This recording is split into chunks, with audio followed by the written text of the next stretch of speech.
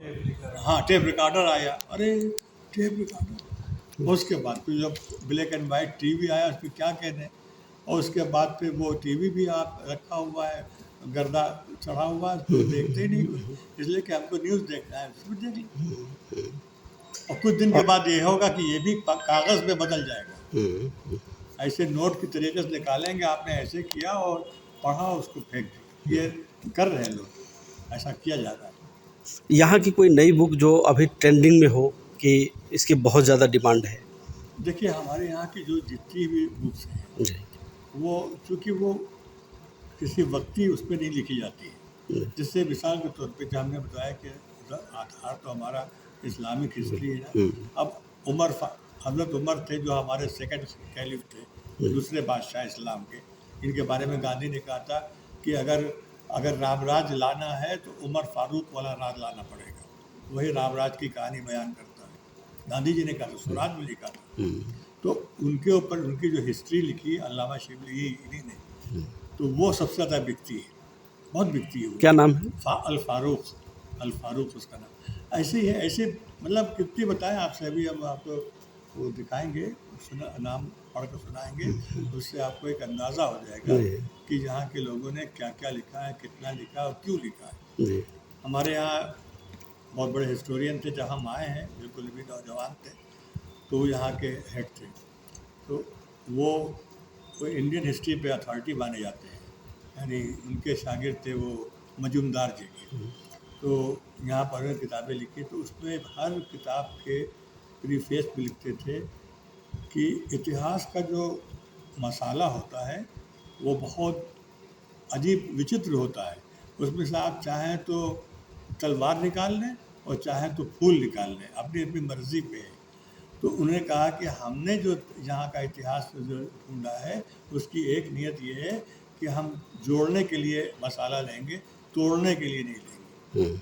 इतिहास से बहुत से लोग आते हैं, कोई बादशाह आया बहुत अच्छा निकला, कोई आया उसका बेटा वो बहुत ही ख़राब निकला है। तो उन एक दो आदमी के काम से आप पूरी पूरी इतिहास को गाली भी दे नहीं सकते और पूरी तारीफ भी नहीं कर सकते। तो इन हमारे यहाँ का पहला ये लोगो है, ये मकसद है कि हम जोड़ने के लिए काम करेंगे, तोड़ने के लिए नहीं। इसलिए कि अंग्रेज़ों ने जो तोड़ा है, उनका पूरा जो हिस्ट्री लिखी है वो झूठ के पुलिंदे हैं, वो साबित भी हो गया, लेकिन उनका असर बहुत हुआ।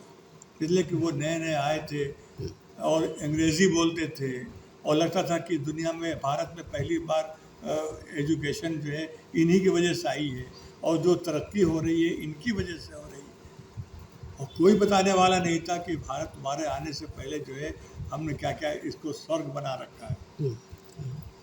आपको यकीन नहीं आएगा, उन्हीं के लोगों के डॉक्यूमेंट्स मिले हैं कि इंग्लैंड में कहा, जब अंग्रेज़ों के आने से पहले ये था कि जो सबसे ज़्यादा कहीं पर मैथ के सबसे ज़हीन लड़के हैं वो इंडिया में है, बंगाल में है।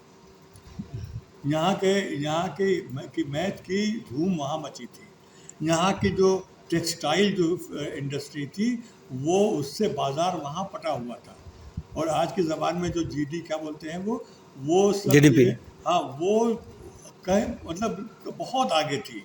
वो तभी उन्होंने यहाँ का रुख किया कि यहाँ पर कला है, यहाँ पर हुनर है। तो लेकिन वो अंग्रेज़ों ने ऐसा बना दिया आने के बाद कि सब जाहिल जट है, कुछ भी नहीं है।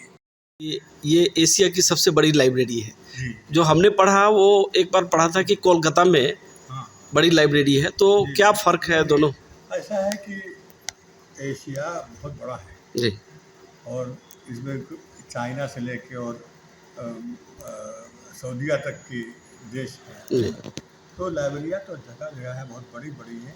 हाँ, जब ये बनी थी उस वक्त मकसद यही था, लेकिन एक चीज़ के लिहाज से एशिया की जो बड़ी लाइब्रेरी है उनमें इसका शुमार होता है कि यहाँ पर जो किताबें हैं वो रिसर्च बुक्स हैं, यानी जो बहुत लाइब्रेरियों में नहीं, संख्या तो बहुत हो जाती है लेकिन वो किताबें किस वैल्यू की हैं, ये इस लिहाज से ये सबसे इंडिया में तो सबसे बड़ी है।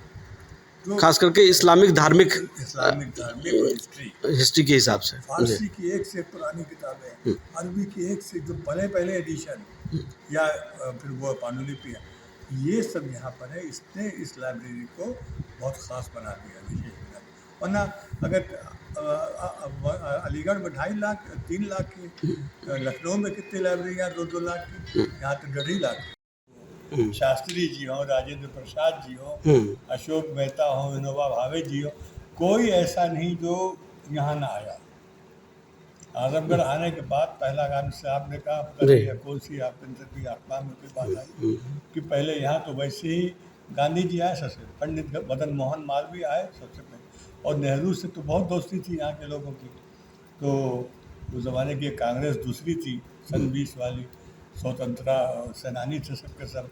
तो यहाँ के जो डायरेक्टर थे वो कांग्रेस वर्किंग कमेटी के उस ज़माने में सन 1920 में उसके सदस्य थे। तो बहुत ताल्लुक़ था, ये पूरा गढ़ बना हुआ था आंदोलन, कहीं जहाँ भी कुछ भी करना है, ये करना है, वो करना है, पूरे पूर्वांचल में। तो यहाँ से वो स्कीमें बनती थी कि कहाँ आंदोलन करना है, कहाँ प्रदर्शन करना है, कहाँ चंदा करना है, कहाँ क्या करना है। ये इस लिहाज से भी इसकी बड़ी वो है, अहमियत है। और बाकी तो अपने काम के लिए तो थी किताबें यहाँ बहुत लिखी गई, यानी वो किताबें जो अगर आप उर्दू साहित्य से निकाल दें उनको, तो हमने एक बार कहा था, उसको वो हेडिंग भी बन गया था कि उर्दू साहित्य कंगाल हो जाएगा अगर शिबली एकेडमी की पुस्तकें निकाल दी जाए जो यहाँ वर्क हुआ है।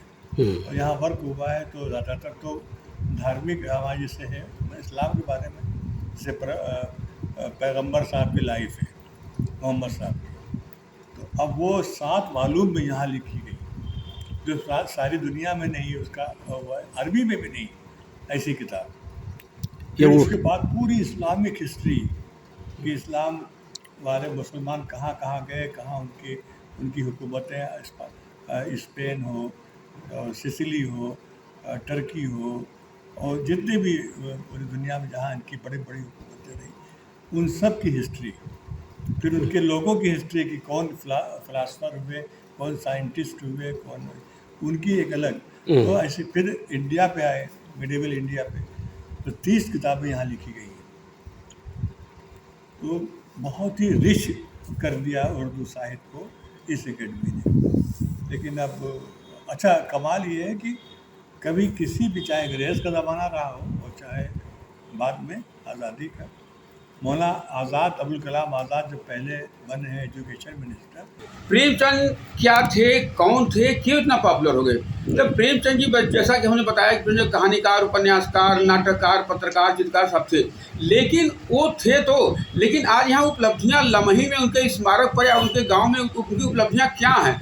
आज मैं यहाँ पर ये निःशुल्क पुस्तकालय मैं अपनी तरफ चला रहा हूँ, जहाँ के लोग आते हैं तो मायूस हो जाते हैं। तो सबसे बड़ी यहाँ प्राथमिकता है कि प्रेमचंद की पहचान किताबों से, यहाँ भरपूर किताबें होनी चाहिए, और लोग आवें तो प्रेमचंद मय होकर के जहाँ प्रेमचंद को किताबों तक ही सीमित न रखा जाए, उनके कहानियों को तरह तरह से जो है कि दिखाया जाए, चाहे वह चित्र के माध्यम से या बना करके जो है यहाँ पर जो है कि उसको दिखाया जाए। इसी तरह से हमारे बगल में BHU जो कि हिंदी विभाग द्वारा जो कि खुला हुआ है, लोग को बड़ी आस थी, काफ़ी खुशी थी कि यहाँ खुल जाएगा तो काफ़ी यहाँ आना जाना लोगों को हो जाएगा। जो प्रेमचंद को किताबों में पढ़ते हैं वो गांव में उस पात्रों को देखेंगे और उनको जो है वो जेहन में आएगा।